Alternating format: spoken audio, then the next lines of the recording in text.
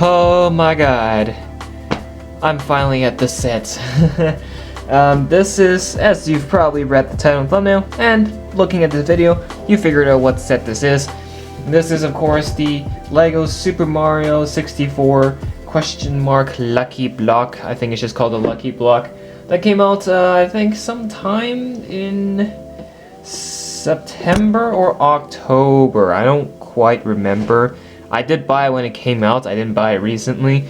I just didn't have time to build it and get to it till now. In fact, I still have quite the amount of sets I'm still getting to, but I'm grinding through it during this break, this winter break. I'm doing it for you guys. This one, I didn't exactly want to do it first until later, but I got it anyways because why not? So yeah, I have the other Mario stuff. I didn't get up the new recent Super Mario stuff, but this one looked too good to pass. Also, I know some people who actually would want this set, so this is for you guys. So as you figure out, this is the Lucky Block celebrating, I think, is it 20 years? Or how many years has it been since I'm assuming 64? Or 64 is the number? I don't follow the Super Mario, so I don't exactly know. Some of you might be writing in the comments correcting me now. Thank you for that. Don't bash at me, just correct me. So there is that. Because this is a 18 plus set, it's in one of those black boxes, so there's not a lot of information on it. So I'm kind of just basing it off what I'm seeing off the box, but I know this is based off, of course, the lore of Super Mario, the game. So the play features in this Lucky Block does define that, of course. So right off the bat, the build. All four corners, all four sides, of course, are exactly identical as a block should be. The corners are round, they are not sharp. So if a kid picks this up, or just doing this, you won't jab yourself. It will not feel sharp, it will not hurt. The way they've designed this block is as a cube, so there is a smooth corner on each side. And I think that is, for safety reasons, really good. Of course, this uses a ton of yellow tiles. The question mark uses the stud plates, white. The corners of these beige looking dots. So that's really, really nice. Of course, this is actually quite weighty, which is good because there's actually a lot of stuff in there. So you're actually getting your money's worth from this model. This will look fantastic on display. Right off the get-go, you see this will definitely look very nice on display. Other than that, that's the same thing on all four sides, so not exactly too much. Now let's look at the bottom. The bottom is where you start to see some of all the stuff you're not supposed to see with the builds inside that are contracted. Because the way the play features work on this thing is brilliant. I have to give the designer massive credit. Now, even though all four sides may be the same, there's some sides are designed for the play feature, like this.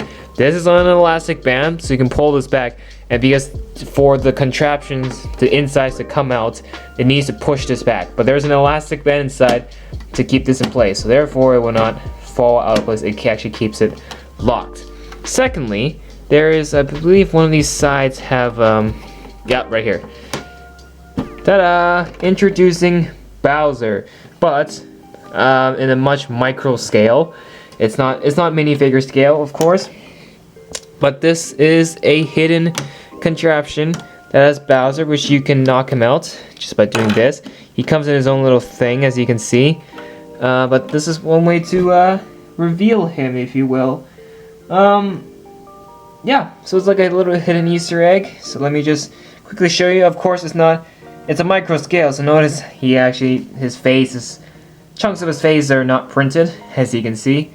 But for a miniature build, looking pretty good. He's got the little horns, the hat, got the shell, of course.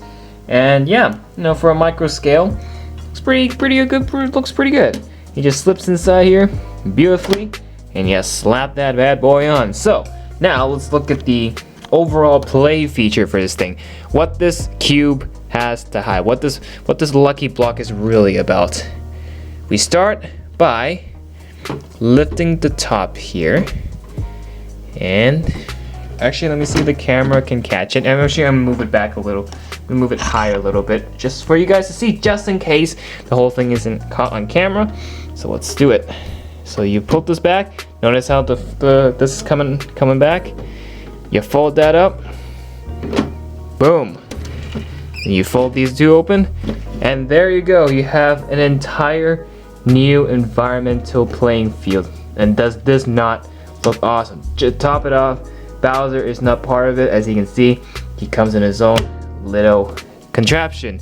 Now the way this is designed is absolutely brilliant, with elastic bands, Technic pieces, you name it. The designer of the set, or designers of the set, did a phenomenal job with working with the play feature of the set. Just not making this a pure, bland, plain block. So let's move the camera up a little bit, and now let's show you what we've got up here. So this is all a micro build. As you can see, this is not going to be minifigure scale. Starting up on our right, we have, I guess this is like a little, I want to say it's a Club Penguin reference, given that there's little penguin builds, but I'm not, is it? Again, correct me in the comments. I have not done my research. I am an absolute moron, so yep. But I do think this looks like a resemblance of Club Penguin. Is Club Penguin by Nintendo? Actually, I don't know. I feel like such an idiot for asking that question, but you can see there's a string attached here. That's part of the contraption. The only reason this is able to fold open with ease. Of course, you have the miniature penguins up here, and then you've got the overall build, just like that, all on one plate, one solid foundation. That is the most important thing about it. And then even for a tiny micro build, there's a lot of stuff. You got snowballs, or maybe penguin eggs, I don't know. And the terrain actually looks quite detailed with the little pieces. And I think even with little pieces, that just shows how far LEGO can still take things and make them detailed. So this is really good in my opinion. I think so far, I have not looked at the other ones yet, but I'm just gonna say this environment hits it for me. I like this one the best so far. To contrast with that, here is the other side. What game is this? I recognize it, but I forgot the name. Correct me in the comments, but I don't remember. I really don't remember, and I'm punching myself for it. But what can I say? The terrain is quite opposite. It's like a forest terrain. I swear to God, I recognize these characters. What is the thing called? Oh my God. Okay, but this one's a much more flat build, as you can see, compared with the Club Penguin, which has the mountain, the hill, and then this is just all flat. And then in the middle, of course, I have this one's pretty obvious. It's Mario with the castle and the princess, or a little micro build of the princess, because of course the idea is for Mario to rescue the princess. See, this I know. Here is that micro scale Mario. I'm not gonna lie, I don't really like it. Even though it's a micro scale, I still feel like there could have been some way to make this a little better than, except for 3 tiles, 3 tiny pieces. But oh well, it's a micro build. I guess it makes sense. Little cloud up here. The main castle looks pretty good, if I do say so myself, for a micro scale. And then here is a Yoshi just hidden at the back here. Yeah, he's just hidden. Again, a little micro build, so no facial prints, none of that shenanigans. There's obviously no way inside the castle the micro build, so it's just using very minimal small pieces, as you can see. And then as we tilt this down, there is stuff in the middle. I've got to keep this. As you can see, there's elastic bands holding this in place. Now you kind of understand how this works, and I really like the idea of it. We got some little Easter eggs back here. This is a whole course. I think there's a level for Mario, if I'm not mistaken, because there's a Bowser tile over there. There's an eyeball. Okay, weird. Horns.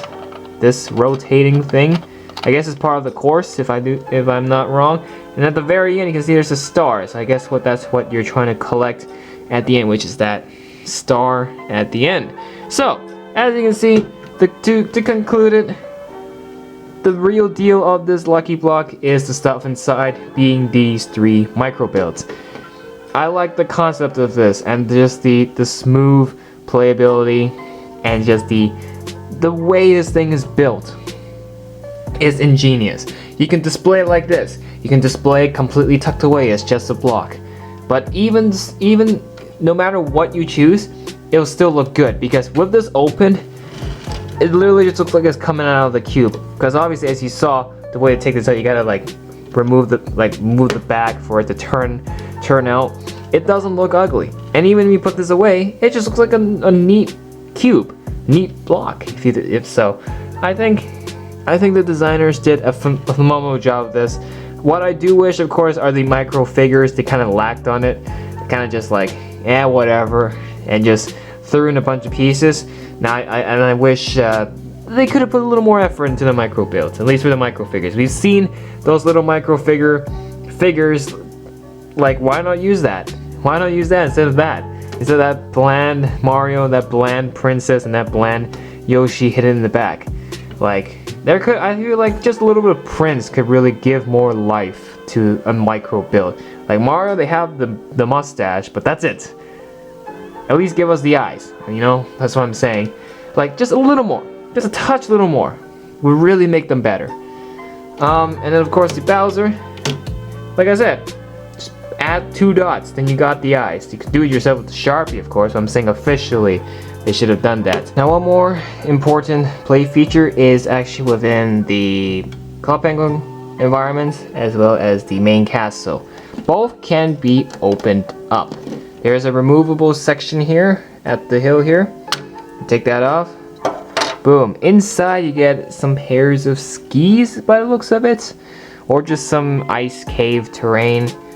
Call it whatever, but that's a little accessible thing you can get to. And then for the main castle, the same thing, except it is purely at the front. So let me just zoom in and show you guys, which is right here. Remove the fronts, and unlike the Ice Mountain, you get a whole new display here. You got some exclusive 1x1 printed tiles. By the looks of it, you got those bomb characters. You got, I guess that's Bowser and Flames. Oh, actually no, I don't. I swear to God, you Super Mario fans are probably writing in the comments right now, telling me how wrong I am. And then tilting it on this side, let's get the princess out of the way. You can see they've got another exclusive blue 1x1 tile print of a snowman by the looks of it. And then looking at the floor, we've got this. I think, if I'm not wrong, it's just a printed piece. I thought that might be a barcode for the Super Mario figure. I think that actually might be. I don't know. Doesn't look like it though. Doesn't look like the way it is designed, unlike the Nintendo. But other than that, I think that's just a little recreation of the graphics for the Super Mario game. You know, given that that's the point of this, and this just slips on quite easily, like those Minecraft sets or those modular creator sets. So it's done with ease, and I like that. Convenience is key. So, yeah, your 2 play features from these 2 micro builds. But overall, I love it. This is great. And let me just show you how to put this away as we wrap up the review. So to do that, I think, okay, you first gotta fold, actually wait, let me see. Even I don't know. I think you fold up the sides first, put the back, and then turn this in the side, slap that on, and there you go, a smooth transition.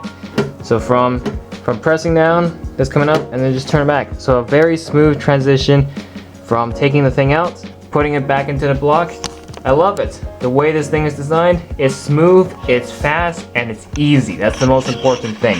If a kid is playing with this set, they want fast, convenient play, an easy play, one that they won't struggle with. And this set does it very, very well. And I'm all for it. I love this set. I love the concept of it, and I really wish this set got more attention, because it deserves a lot more attention. So now we're gonna look at the box, and then we're going to wrap up this review. Okay, and here is the box. As you can see, because it is a black box, this indicates that this is a set 18 plus, targeted for adult fans of Lego AFOLs. It's actually been a while since I've done 18 plus sets, so it's nice to see this kind of box again. Set 71395 with 2064 pieces. Yep, just like that. I do wish, even though I understand the concept of it, that they still just add some more to the background like they do normally with their normal sets, because the black background just seems so plain. It's just the motto, I get it, but it seems so plain, you know what I mean? At least just have a nice colorful background instead of just a black background. But I get their idea of it. It makes sense. Here is the back of the box, as you can see. What is there to show? Pretty much just all the play features, the measurements, and then what you can do with within these terrains and all that and whatnot. So yeah, so that's pretty much it, and that is pretty much it for the box. So I've pretty much said what I wanted to say. I highly recommend this block. I recommend this set. Get it before it retires. I know by the time you're watching this is past Christmas, but it's a great birthday gift, or a late Christmas gift, I don't know. But it's definitely a great set to be put on display, not really played with. I think this is more of one to be put on display for, I mean, the intention of the set, given the box, is an 18 plus set. It's targeted, it's one of those adult targeted sets. So I don't really, I see more adults getting this set than a kid or a family. So yeah, I give this a 9 out of 10.